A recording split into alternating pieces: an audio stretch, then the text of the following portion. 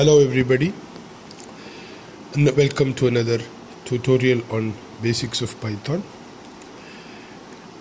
We can see what print statement is. I'm declaring a variable name. I'm giving value Sneha, S-N-E-H-A, roll number, another variable. I'm assigning a value of ATP 015. Two strings I have declared, name and roll number, and I am printing it using print statement. Print name, comma, roll underscore number. Let us see what happens if we run the script. Sneha space ATP 015. So we can use print statement separated by comma. We can print two variables at a time by separating it with a comma. Next one, about data types. I am declaring a variable number, assigning a value of 12 to it. Let me see what is the type that Python interpreter has taken this. I am using the type keyword. I am printing type number. Let us see what happens when we run the script. Number is of class integer. So object oriented programming, it is a class of integer type. Name, next variable, name, I am assigning a value of say Sonia, Sonia. Now let me print the type of name variable.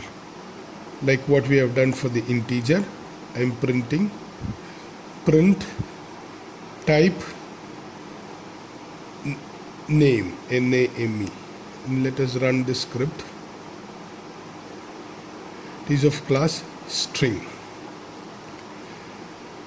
Let us declare another variable price, P-R-I-C-E, and let us give a value of say 99.50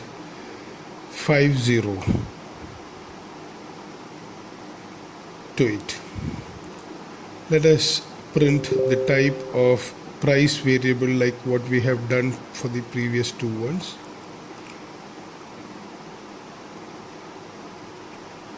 Print type price, and let us run the script. We get it as a class of float.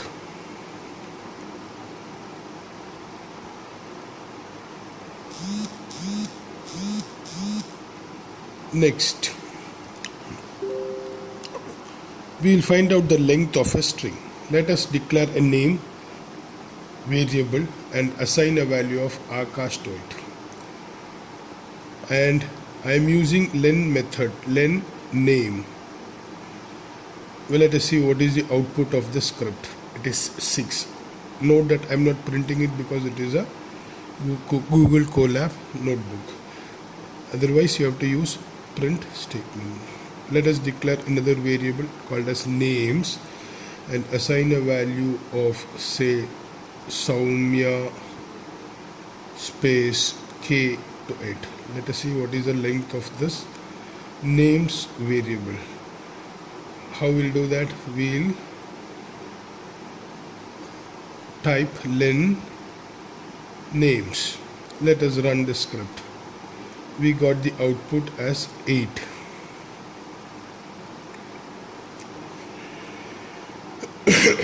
Now let us do basic mathematical calculations like calculating the percentage of marks or something like that. Let us declare a variable say maths mark and give a value of 65 to it. It's a marks scored by Sneha. Total marks for maths, let us declare that to be total underscore maths underscore marks, that is equal to say 70. Now we'll calculate how much marks she has scored in percentage. So we'll put percentage underscore marks equal to 65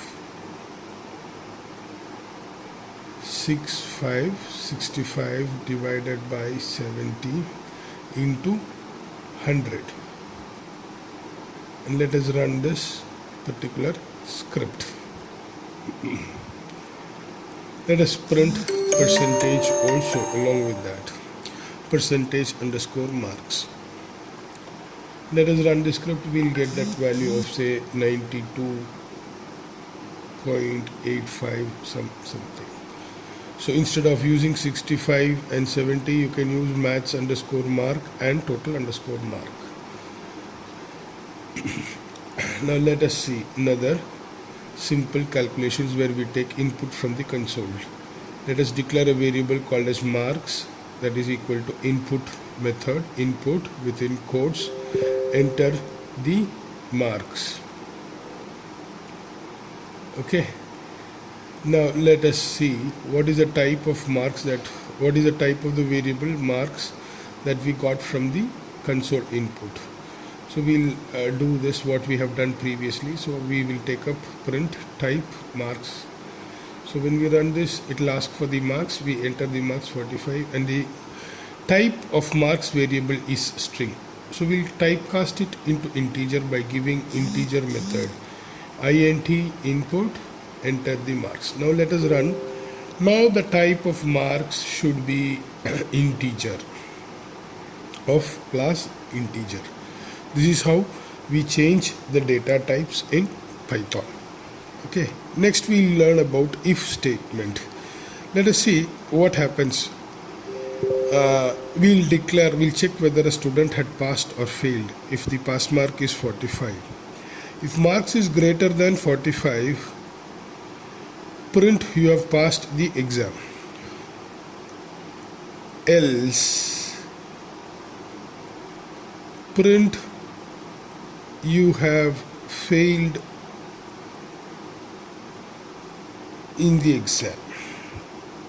Let us run the script and give different values to marks so that we will know what are the different outputs. First, let us check what happens with 45. 45 is not greater than 45, so you have failed in the exam. Next, let us give a value of say 30. So 30 is less than 45, so you have failed in the exam. Let us give 60. So you have passed the examination because 60 is greater than 45. Next, we will we'll declare a variable called as x, and we'll give it as a float value 3.0.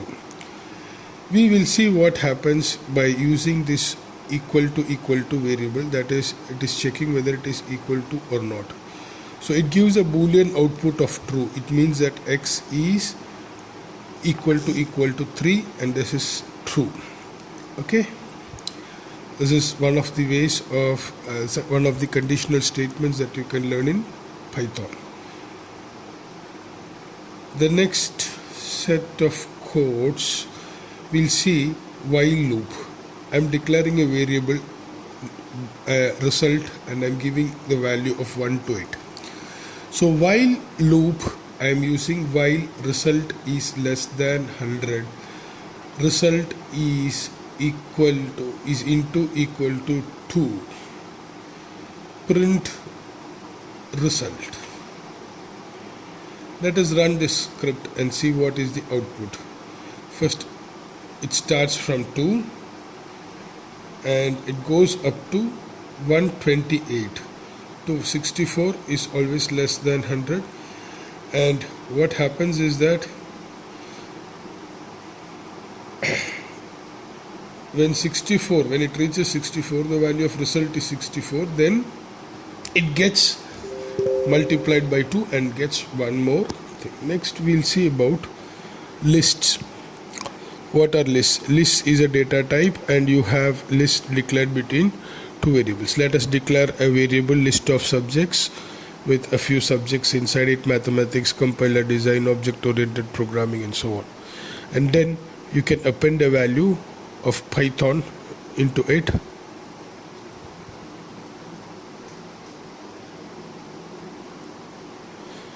When I type the list of subjects, I have declared a list list of subjects with mathematics, compiler design and object-oriented programming.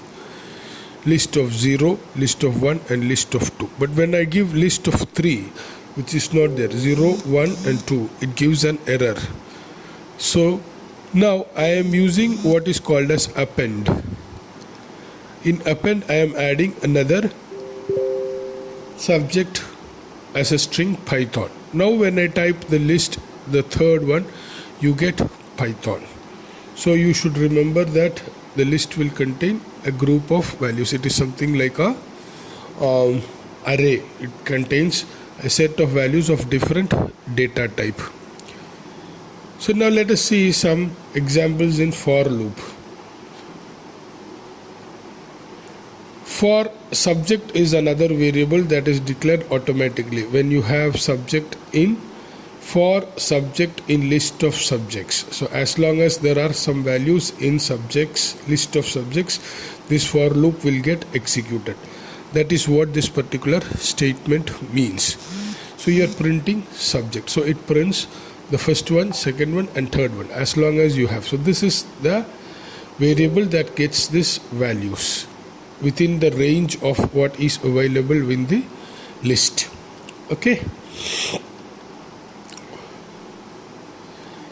Next, we will see another set of codes also. We have seen list, append and so on. Okay, how to append a list. And we'll see for loop within a list range. For I in the range of say 20, print I. So what happens here? Here it starts from 0 and goes up to 19. So range 20 means it has 20 values starting from 0 up to 20.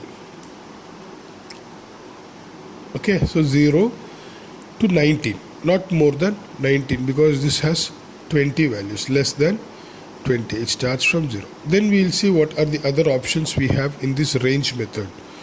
We will take it as, let us say 20, 0, minus 1. When I say minus 1, it starts from the back. 20 will be printed first and it goes up to 0. Okay. Now for 0, instead of 0, let me give it as 4 or 5 or say for example 5, and when I run the script I'll get the value up to 6. Okay, so this is how we can use the range method within the for statement, and these are the basics for today's class.